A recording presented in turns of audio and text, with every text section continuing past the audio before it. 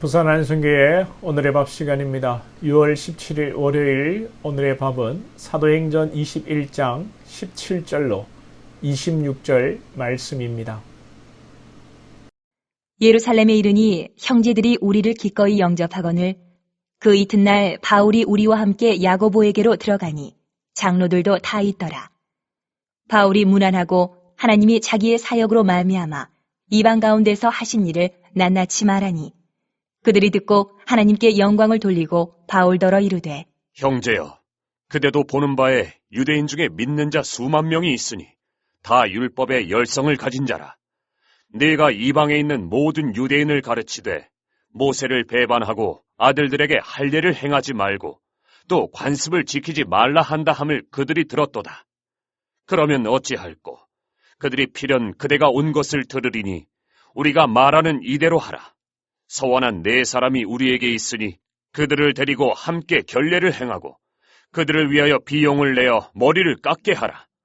그러면 모든 사람이 그대에 대하여 들은 것이 사실이 아니고 그대도 율법을 지켜 행하는 줄로 알 것이라. 주를 믿는 이방인에게는 우리가 우상의 제물과 피와 목매어 죽인 것과 음행을 피할 것을 결의하고 편지하였느니라. 하니 바울이 이 사람들을 데리고 이튿날 그들과 함께 결례를 행하고 성전에 들어가서 각 사람을 위하여 제사 드릴 때까지의 결례 기간이 만기된 것을 신고하니라. 바울이 3차 선교여행을 마치고 일행과 함께 예루살렘을 방문할 때에 야고보와 장로들이 아주 환대합니다.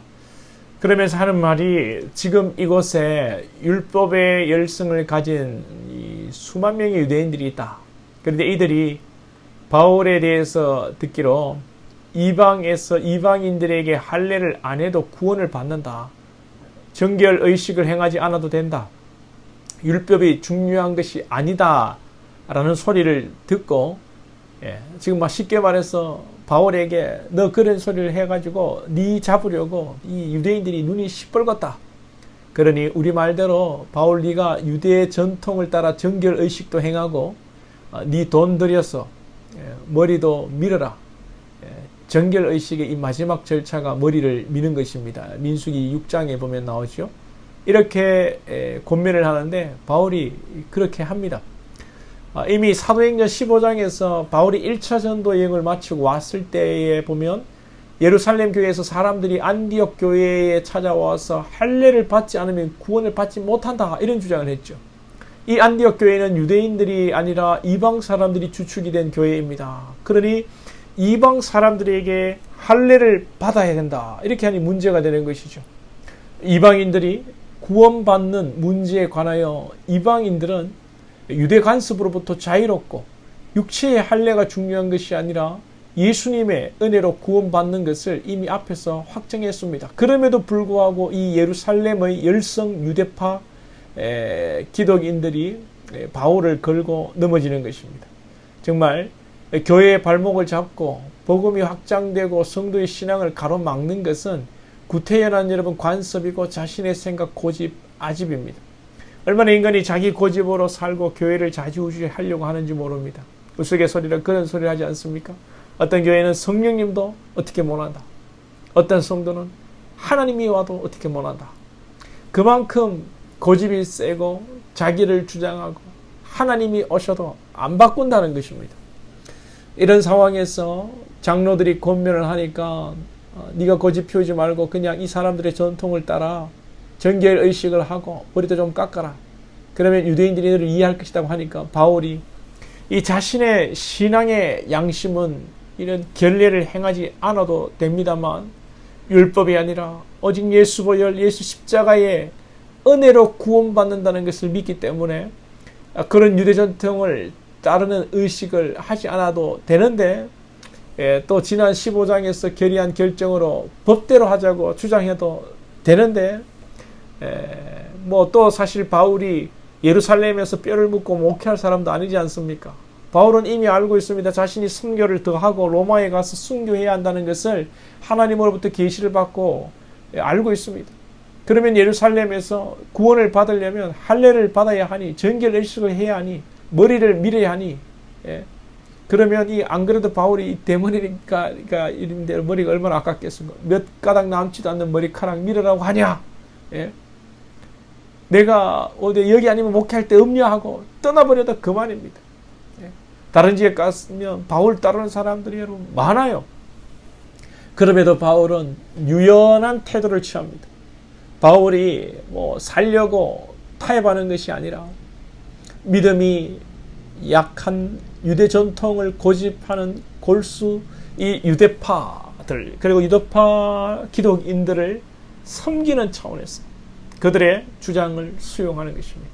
본질이 아닌 것에 대해서 유연하게 수용하는 것입니다. 그렇습니다. 본질이 아니면 여러분 다툴 필요가 없습니다. 내가 양보하고 내가 손해보고 일을 진행하면 됩니다. 그런데 이게 안 되죠, 우리가. 왜냐하면 내 자존심 때문에 용납이 안 되는 것입니다. 괜히 내 말대로 안 되면 내가 진 것 같고 내가 좀 못난 것 같고 그렇게 생각이 되니까 끝까지 싸우고 내 뜻대로 하려고 하는 거죠. 분명히 근데 성경은 어떤 자가 큰 자라고 말씀합니까?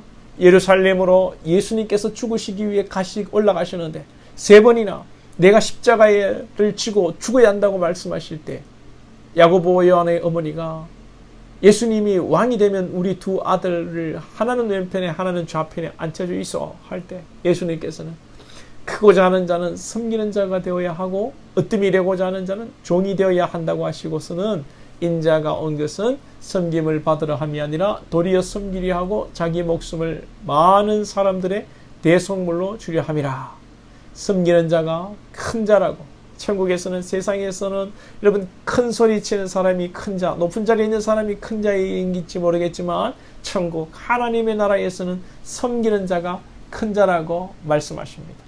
그럼에도 우리는 꼭 내가 이겨야 하고 내 말이 관철되어야 되고 그래야 우리는 만족한다는 것입니다. 우리가 진리가 아니면 그냥 져주면 됩니다. 져주심으로 여러분들이 섬기시고 하나님의 나라에서 큰 자들이 되시고 교회를 은혜롭게 세워가는 다 기둥 되시는 여러분 될 수 있기를 축복합니다. 기도드리겠습니다. 하나님 아버지 감사합니다. 오늘도 사랑하는 권속들 한 주간을 시작하며 주의 말씀을 붙들고 시작하게 하시고 우리가 진리 아닌 것에 과도하게 우리를 주장하며 고집 피우는 자들이 되지 않게 하여 주시고 진리가 아니면 얼마든지 양보하고 수용하고 내가 손해볼 수 있다는 것을 신앙의 마음을 먹고 그렇게 섬기며 하나님의 나라에서 주님이 인정하시는 큰 자들이 될 수 있도록 축복해 주옵소서. 예수님의 이름으로 기도하옵나이다. 아멘.